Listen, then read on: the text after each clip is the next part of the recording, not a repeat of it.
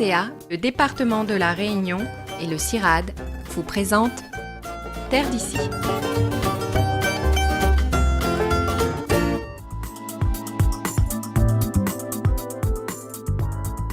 Loin de ses bureaux de Bruxelles, il est venu à la rencontre des agriculteurs réunionnais. Gestionnaire de programme développement rural au FEADER, en charge du dossier de la Réunion, Marc Blondiot a souhaité découvrir sur le terrain les différentes facettes de l'agriculture de notre île.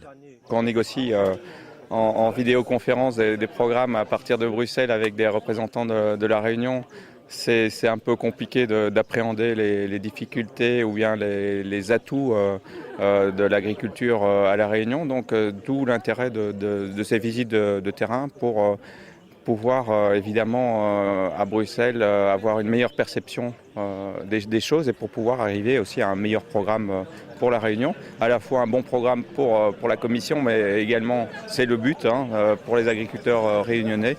Arboriculteur spécialisé en production de mangue, Gérald de Boyer est fier de présenter son exploitation agricole et son activité d'export aux représentants du FEADER, le Fonds européen agricole pour le développement rural. Vous exportez vers la France? Vers Rungis, oui. Voilà, c'est Guy Etel, donc c'est le responsable de notre coopérative qui s'occupe un peu plus de l'exportation. Oui, c'est une fierté, surtout de montrer ce que nous on peut faire ici à La Réunion et de montrer aussi, montrer ce qu'on a fait et demander pourquoi on aurait besoin davantage de l'Union européenne pour mieux développer notre agriculture. C'est la première fois que vous venez? Non, la deuxième fois. C'est la deuxième fois? Je suis venu pour le FEDER l'année passée. Bon, bienvenue. Dans un autre cadre. Là, j'étais auditeur, maintenant je suis gestionnaire de programme, c'est différent.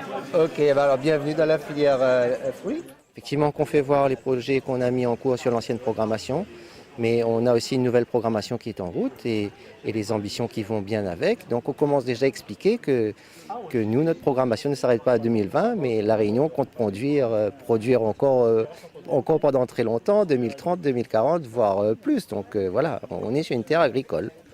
Une terre agricole où la canne à sucre reste encore le pilier principal. L'occasion pour Marc Blondiot de se rendre compte des enjeux de cette filière pour notre île. Et enfin, quand il vient voir vraiment la difficulté de la Réunion, comment elle est, si on n'a pas les aides aussi, nous ne pouvons pas investir comme il faut. Avec la subvention, nous pouvons avancer et investir un petit peu plus. S'il élimine tout ça aussi, que nous va devenir vraiment l'agriculture rayonnaise.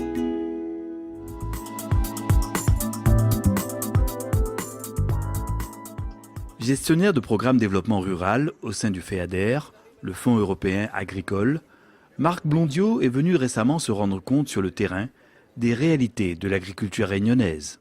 Et il y a aussi la problématique de la mouche. Alors pour l'ananas, non du tout. La problématique de l'ananas, c'est plus les acariens, c'est plus certains développements de champignons.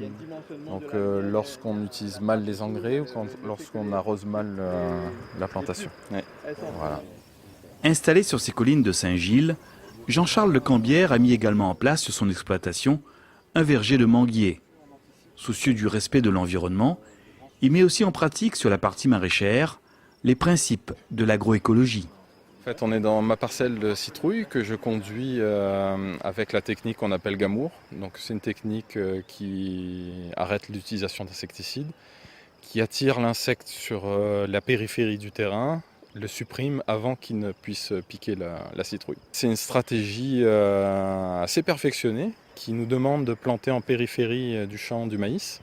Et sur ce maïs, qui est une plante maison en fait pour la mouche, on met un attractif alimentaire qui contient une quantité très légère d'insecticides. Voilà. Et cette mouche-là, en fait, on la contrôle de cette façon. Jean-Charles produit ainsi de manière plus naturelle d'excellentes citrouilles pays. Est en train d'arriver. En fait, on est en fin de croissance de la plante. La plante se prépare à faire ses fleurs et on voit tous les boutons apparaître. Donc en fait, il y a des boutons de fleurs mâles et de fleurs femelles.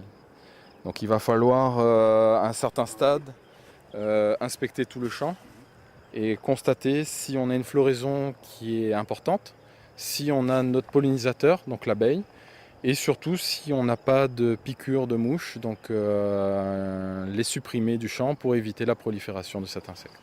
Pour obtenir de belles citrouilles, Jean-Charles peut également compter sur une véritable armée d'insectes auxiliaires qui vont s'attaquer aux ravageurs et ainsi protéger ses cultures.